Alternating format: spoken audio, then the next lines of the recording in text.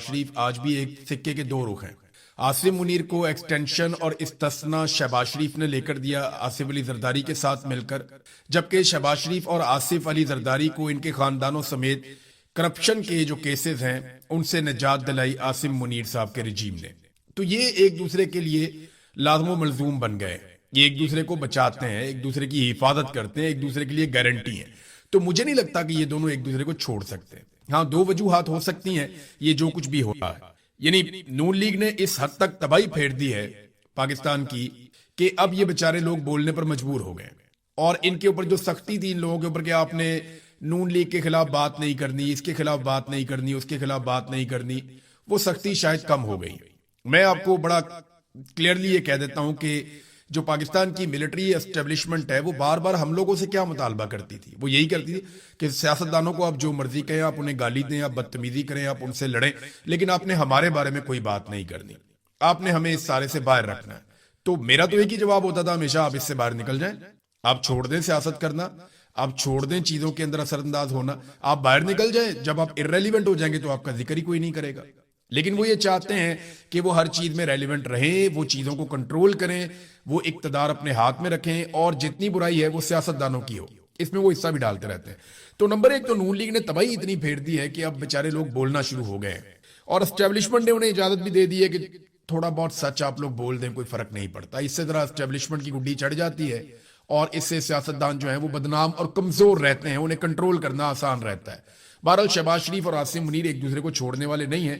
جس کو یہ لگتا ہے وہ اپنے دماغ کا فی الحال علاج کروا لے، کیونکہ یہ ایک دوسرے کے لیے لازم و ملزوم ہے. یہ ایک ساتھ ہی جائیں گے جب بھی جائیں گے. آصف منیر صاحب کے اوپر یا تو بہت بڑا دباؤ آئے گا تو وہ عمران خان صاحب کو چھوڑیں گے، ادروائز وہ نہیں چھوڑیں گے. اور جس دن وہ عمران خان صاحب کو چھوڑیں گے پھر مستقبل کا فیصلہ آصف منیر کے ہاتھ سے نکل جائے گا. پھر فیصلہ عمران خان صاحب کریں گے اور پاکستان کے لوگ کریں گے. لوگ جتنے بھی مایوس ہوں، جس دن عمران خان باہر آئے گا لوگ اس کے ساتھ کھڑے ہو جائیں گے. یہ حقیقت ہے، اور اس حقیقت کو جانتے ہوئے ابھی تک آصف منیر صاحب نے ایسا بندوبست کیا کہ نہ تو عمران خان صاحب دکھائی دیتے ہیں نہ سنائی دیتے ہیں. 3 سال ہو گئے عمران خان کو کسی نے دیکھا نہیں، نہ کسی نے عمران خان صاحب کو سنا ہے. تو انہیں پورے سسٹم سے آؤٹ کر کے رکھا ہوا ہے، اور وہ یہ جانتے ہیں کہ جس دن یہ آدمی باہر آیا یہ ملک کا مالک بن جائے گا اور ہم لوگوں کی کوئی حیثیت یا اوقات اس کے سامنے نہیں رہے گی. پھر عالمی سطح پہ جو خبریں چھپیں گی وہ ساری دنیا جانتی ہے. اب یہ پہنچے ہیں جناب فیلڈ مارشل آصف منیر اور شہباز شریف صاحب دیگر کچھ لوگوں کو لے کر یہ سوئٹزرلینڈ کے دورے پر چلے گئے. وہاں پہ اس سے پہلے جو تقریب ہونی تھی جس کی میزبانی پاکستان نے کرنی تھی وہ تو پاکستان کر نہیں پایا، لیکن پھر اس کے بعد جو ہے مذاکرات تو آگے بڑھنے ہیں، بات چیت تو ہونی ہے ایران کی اور امریکہ کی. تو اس کے لیے پاکستانی وفد بھی گیا. پاکستان کے اندر کچھ بھی ہوتا رہے انہیں کوئی پرواہ نہیں ہے. یہ امریکہ کو خوش رکھیں گے اور ایران کے ساتھ جیسے امریکہ چاہتا ہے ویسے اس کے مذاکرات کروائیں گے. اور یہ جو مذاکرات ہوئے ہیں اس میں اب ایران کے اندر سے خبریں آ رہی ہیں کہ مجتبیٰ خامنہئی جو سپریم لیڈر ہیں ایران کے، وہ اس پہ راضی نہیں تھے. بڑی ڈیٹیل ایک سٹوری اس کے اوپر اب چھپی ہے ایرانی میڈیا میں کہ وہ اس پہ راضی نہیں تھے، اور انہوں نے کئی مرتبہ کیٹیگوریکلی اس پہ انکار کیا تھا. اور انہوں نے جو شرائط رکھی تھی جن میں 8 شرائط ان کی جانب سے شامل تھیں وہ بعد میں رد کر دی گئی، انہیں سائڈ پہ کر دیا گیا. پھر ان کی ایک بنیادی شرط تھی کہ ہم ایٹمی معاملات پہ امریکہ کے ساتھ بالکل بات نہیں کریں گے، لیکن اس کو بھی شامل کیا گیا. تو بالآخر جو ہے وہ ساری کی ساری ایرانی حکومت نے یا جو لوگ ابھی مذاکرات کر رہے ہیں انہوں نے مل کے مجتبیٰ خامنہئی کو مجبور کیا کہ وہ اس کے اوپر کانسنٹ دیں. لیکن انہوں نے پھر بھی ایک سٹیٹمنٹ جاری کیا یہ جو کچھ ہوا اس پہ میں راضی نہیں تھا. تو میں ان پہ بھروسہ کر رہا ہوں فی الحال کہ یہ کمپرومائز نہیں کریں گے ان چیزوں پہ جو ایران کے بنیادی نکات ہیں. تو بہرحال اب جے ڈی وینس آ رہے ہیں وہاں سے، جیرڈ کشنر آ رہے ہیں وہاں سے، اور ساتھ میں سٹیو وٹکوف. جیرڈ کشنر اور سٹیو وٹکوف ہوں تو اس کا مطلب یہ ہے کہ اسرائیلی نمائندگان ہیں، وہ امریکہ سے زیادہ اسرائیل کی سپورٹ کرتے ہیں. یہ کوئی ڈھکی چھپی بات نہیں ہے. ڈونلڈ ٹرمپ کی سچویشن ذرا تھوڑی سی بدل گئی ہے. جے ڈی وینس اسرائیل پہ تنقید بھی کرتے ہیں لیکن ماضی میں بھی مذاکرات کر چکے ہیں تو اس لیے وہ بھی آ رہے ہیں. لیکن جے ڈی وینس نے آنے سے پہلے پاکستان کی اسٹیبلشمنٹ اور حکومت کے سر پہ ایک ہتھوڑا مارا. انہوں نے کیا کہا ذرا یہ دیکھیں آپ. جے ڈی وینس نے کہا in the Pakistan and Qatari systems they don't quite have the First Amendment and freedom of press. یہ فرسٹ امینڈمنٹ کیا ہے ذرا آپ یہ دیکھ لیں. امریکہ کے اندر نا ایک فرسٹ امینڈمنٹ ہے ان کے آئین میں. دا First amendment protects freedom of religion, speech, press, assembly and petition, forming a cornerstone of American democracy. یہ کہتے ہیں جی کہ جو پہلی ترمیم ہے امریکہ کے آئین میں وہ مذہبی آزادی اور बोलने की आज़ादी, मीडिया की आज़ादी और लोगों के एहतजाज करने की आज़ादी, और साथ में लोग पटिशन कर सकते हैं, अदालतों में जा सकते हैं, तो ये सारा कुछ वो उनको फराहम करती है और पाकिस्तान में ये नहीं है। यानी एक जुमले में कि वहां पे ना तो मीडिया आज़ाद है पाकिस्तान में और ना ही पाकिस्तान के अंदर कोई फर्स्ट अमेंडमेंट है अमेरिका की तरह। तो अमेरिका के लोग बहुत आज़ाद हैं, पाकिस्तान और कतर के लोग आज़ाद नहीं है। कतर को तो इससे फर्क नहीं पड़ता, वहां पे तो बादशाह है, लेकिन पाकिस्तान को इससे फर्क पड़ता है कि अमेरिका का नायब सदर पाकिस्तान के बारे में क्या सोचता है। ये बात डोनाल्ड ट्रंप को भी पता है, फिलहाल वो बोलता नहीं है। सभी जानते हैं पाकिस्तान में डेमोक्रेसी नहीं है, पाकिस्तान में इस वक्त मार्शल लॉ है और पाकिस्तान के पूरे सिस्टम को आसिफ मुनीर कंट्रोल कर रहे हैं। और ये बात ख्वाजा आसिफ बड़े फख्र के साथ कहते भी हैं। उनको बेचारों को ट्वीट भी अपने डिलीट करने पड़ जाते हैं, लेकिन ख्वाजा आसिफ बड़े फख्र के साथ ये बात करते रहते हैं। ईरानी वफद जो है उसके अंदर इराकची हैं, बाकरी हैं और कालीबाफ हैं। ईरानी वफद जिस तैयारे पर बैठ के आया उस तैयारे के ऊपर लिखा हुआ है मैनाब 168। ये उस तैयारे के ऊपर वादे तौर पे लिखा हुआ है। मैनाब में 168 छोटी बच्चियां शहीद हो गई थी, 7 साल तक छोटी बच्चियां थी और कुछ थोड़ी बड़ी उम्र की बच्चियां थी। तो ये 168 बच्चियां शहीद हो गई थी पहले दिन के अटैक में। तो मैनाब 168 तैयारे के ऊपर लिखकर वो आए, वो फिर एक दफा अपनी जज्बाती वाबस्तगी के साथ आए। अब देखते हैं मुज़ाकरात आगे कैसे बढ़ते हैं, क्योंकि इस मौके पे इसराइल ने खिलाफ वर्जियां शुरू कर दी हैं उस एमओयू की जो अमेरिका और ईरान के बीच में दस्तखत हुआ, जिस पे बाद में शहबाज शरीफ साहब ने भी दस्तखत करके वो उठा के दिखाया था। तो अब उसकी खिलाफ वर्जियां इसराइल कर रहा है। इसराइल ने किया यह है कि गुज़िश्ता चंद दिनों में बहुत सारे लबनानी शहीद कर दिए और जंगबंदी से तकरीबन वो मुकर गया। लबनान के ऊपर जो हमले किए उनमें 50 से जायद अफराद इस वक्त तक जांभक हो गए हैं। वो कहते हैं जी हम हिजबुल्लाह के ठिकानों पे हमले कर रहे हैं, जबकि सिविलियन भी उसके अंदर शहीद हो रहे हैं, बच्चे और खवातीन भी हैं। दूसरी तरफ हिजबुल्लाह जवाबी कार्रवाई करती है, उसमें इसराइली फौजी भी मारे गए हैं, जख्मी भी हुए। तो अब ये वहां पे एक जंग जैसी कैफियत, और इस पे ईरान ने बड़ा सख्त रद्द-ए-अमल दिया। पहले आप ईरान का रद्द-ए-अमल सुने, फिर मैं आपको एक और चीज सुनाता हूं कि क्यों ये मुज़ाकरात इस वक्त खतरे में है। ईरानी वजारत खारजा के तर्जुमान इस्माइल बकाई ने यह स्टेटमेंट जारी किया कि जो मुआहदा था एमओयू, उसकी जो पहली शिक है कि लबनान समेत तमाम महाजों पर जंग का खात्मा, तो ये जो बामी हमारा एमओयू है उसका सबसे अहम सतून ये शिक है। जहां ईरान अपने वादों पर कायम है, वहीं दूसरे फरीक के लिए लाजिम था कि वो सहूनी हुकूमत को लबनान में जंग बंदी पर मजबूर करे। ऐसा करने में नाकामी की सूरत में उसने मुआहदे की वाज़ेह खिलाफ वर्जी की है। अगरचे बहरी नाकाबंदी खत्म करने और आबनाए हुर्मुज़ को दोबारा खोलने के हवाले से इकदाम किए गए हैं, लेकिन यह मफाहमतनामा एक सिंगल पेज की हैसियत रखता है। पहली शिक की खिलाफ वर्जी पूरे मुआहदे को मशकूक बना रही है, ये उनका स्टेटमेंट है। और जब तक दूसरा फरीक फौरी तौर पे जरूरी इकदाम नहीं उठाता, ये मफाहमतनामा मजमूई तौर पे शदीद मुश्किलात का शिकार हो जाएगा। अब यहां एक खबर और आती है इसके बीच में कि ईरानी जो नेवी है उसने आबनाए हुर्मुज़ को एक मरतबा फिर बंद कर दिया हर तरह की ट्रैफिक के लिए। वहां से अब टैंकर्स और बहरी जहाज नहीं गुजरेंगे। अब ये खबर भी आ रही है वहां रीजन में, और उसके लिए एक पैगाम जारी किया गया है बाकायदा। जहाजों को जो है वो ये भी कह दिया गया है कि vessels must stay clear, do not approach the straight, otherwise your security will be at risk, कि आप इस तरफ मत आए वरना आपकी सिक्योरिटी जो है वो रिस्क के ऊपर होगी। और वो ये भी बता रहे हैं कि ड्यू टू इसराइली क्राइम्स, ये इसराइल के जराइम की वजह से है इन लबनान के अंदर, and United state violation of cease fire commitments, America ने जो हमारे साथ सीज फायर के ऊपर या जंगबंदी के ऊपर जो मुआहदा किया था, ये उसकी खिलाफ वर्जी भी हो रही है। तो ये तो जनाब अब ईरान ने कहा। डोनाल्ड ट्रंप ने इसके ऊपर एक स्टेटमेंट और दिया, और ये स्टेटमेंट इससे हटके है, लेकिन क्योंकि मुआहदा खतरे में है, वो क्यों है मैं आपको बताता हूं। डोनाल्ड ट्रंप ने कहा कि 60 दिन की मुद्दत खत्म होने के बाद भी कोई टूल नहीं होगा, यानी किसी किस्म का महसूल वसूल नहीं किया जाएगा आबनाए हुर्मुज़ में। हालांकि वो मुआहदे के अंदर ये लिखा हुआ है कि ये इंतजाम जो है वो ईरान और जो ओमान है ये मिलकर करेंगे। लेकिन डोनाल्ड ट्रंप ने अब एक नया स्टेटमेंट दे दिया। उन्होंने कहा कि तो अगर ये टूल हुआ तो ये टूल अमेरिका की तरफ से और इसी के लिए आयद किए जाए, यानी अगर ये हमने यहाँ पे टैक्स इकट्ठा करना है किसी ने, तो वो अमेरिका इकट्ठा करेगा और अमेरिका ही लेकर जाएगा यहां से, और कोई नहीं लेगा। और मुआहदा मुकम्मल ना हुआ तो जो मिडिल ईस्ट के ममालिक के लिए गार्डियन एंजल, वो कहते हैं जी हम गार्डियन एंजल हैं, यानी मुहाफिज फरिश्ता है मिडिल ईस्ट के ममालिक के लिए। तो हमने जो जिम्मेदारियां अंजाम दी हैं उनके बदले में हमें ये मिलना चाहिए, और हमारे जो मुस्तकबिल के अखराजात हैं उनकी वापसी होनी चाहिए। जो पैसा हमने खर्च किया है वो हम कहां से पूरा करेंगे। डोनाल्ड ट्रंप की ट्वीट का ये मतलब है। वो ये कहता है कि आबनाए हुर्मुज़ में अगर टैक्स वसूल किया जाएगा तो अमेरिका करेगा और कोई नहीं करेगा।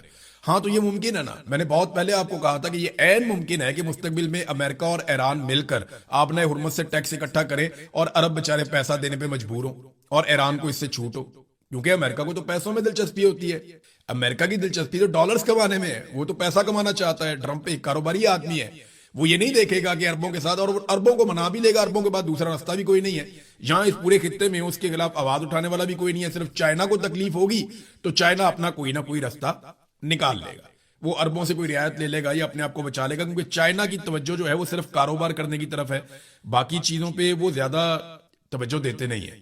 ناظرین، اسرائیل کے اندر نا بہت غصہ ہے، غصہ اس بات کے اوپر ہے کہ امریکہ نے یہ جو معاہدہ کیا یہ کیوں کیا؟ انہیں لگتا تھا کہ ابھی مزید جنگ ہونی چاہیے اور اٹیک ہونا چاہیے بار بار ایران کے اوپر، اور ایران میں جو مقاصد انہوں نے حاصل کرنے تھے وہ مقاصد حاصل نہیں ہوئے۔ اب الگ الگ قسم کے بیانات اسرائیل میں سیاستدانوں کی طرف سے آتے ہیں، صحافیوں کی طرف سے آتے ہیں، اسرائیلی میڈیا جو ہے وہ بعض اوقات آگ اگل رہا ہوتا ہے ڈونلڈ ٹرمپ اور ان کی پالیسیوں کے خلاف۔ تو اسرائیلی صحافی نے کہا کہ امریکہ کو ایک اور 9/11 کی ضرورت ہے۔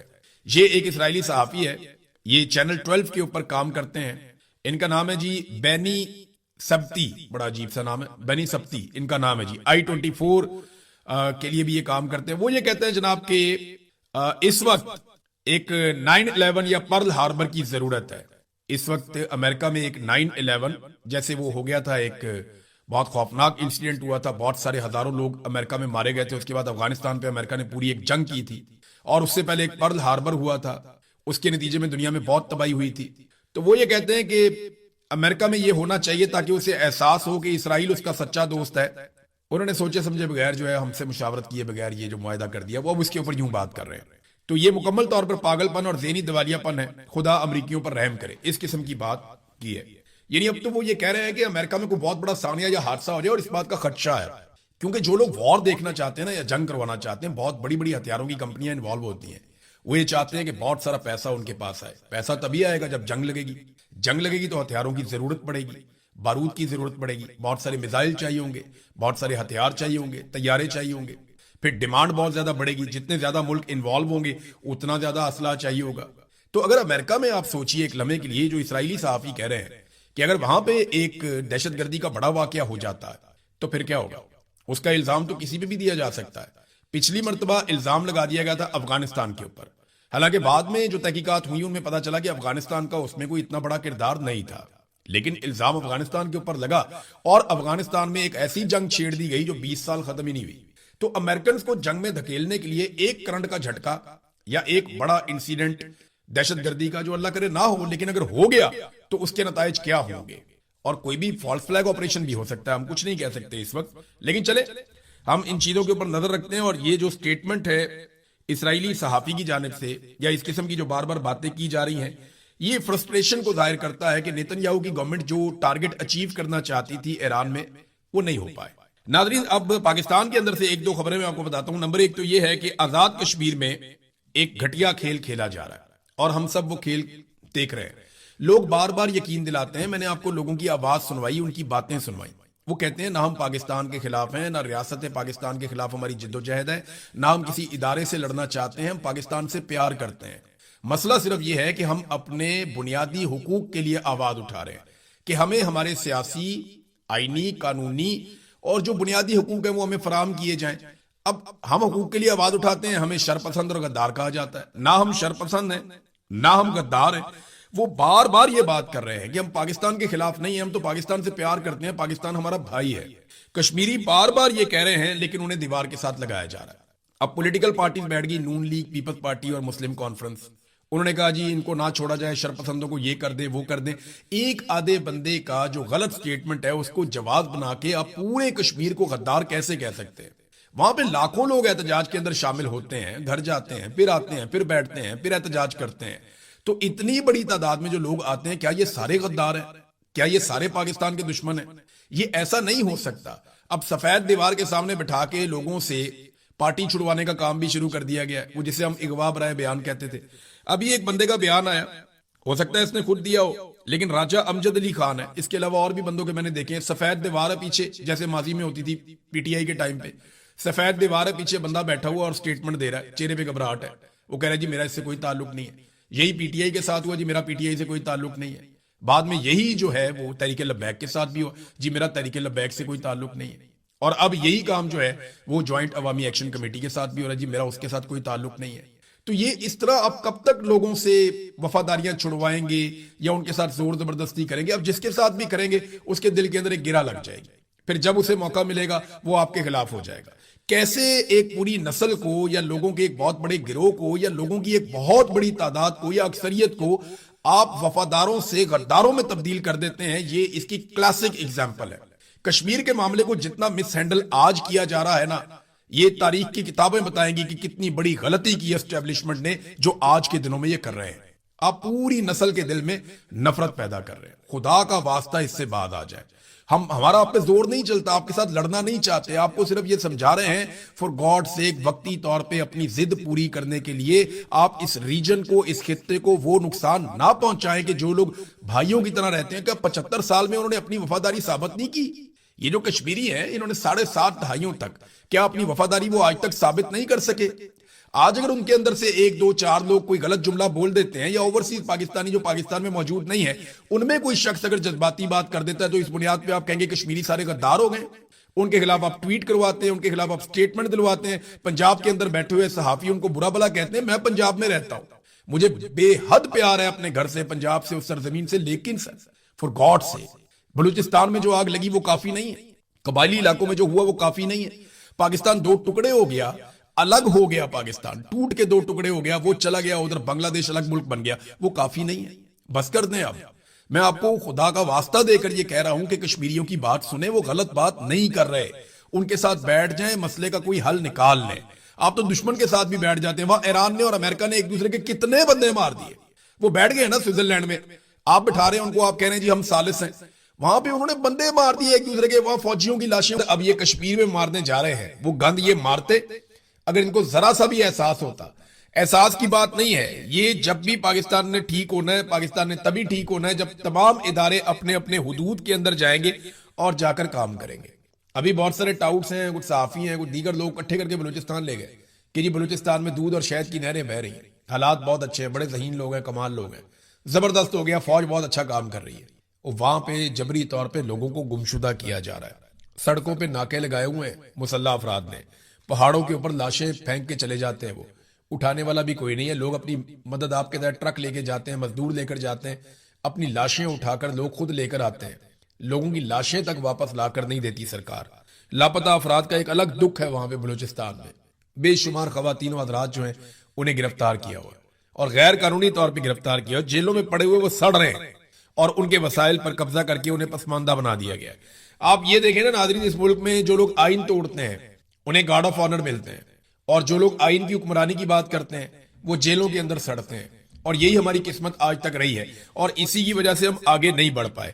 یہ جو اکبر شیرانی کی کہانی میں نے آپ کو سنائی تھی ایک شہید کی، اس کی جیب سے نا ایک رکا بھی ملا اور وہ اس کے گھر والوں نے، اس کے دوستوں نے پبلک کر دیا۔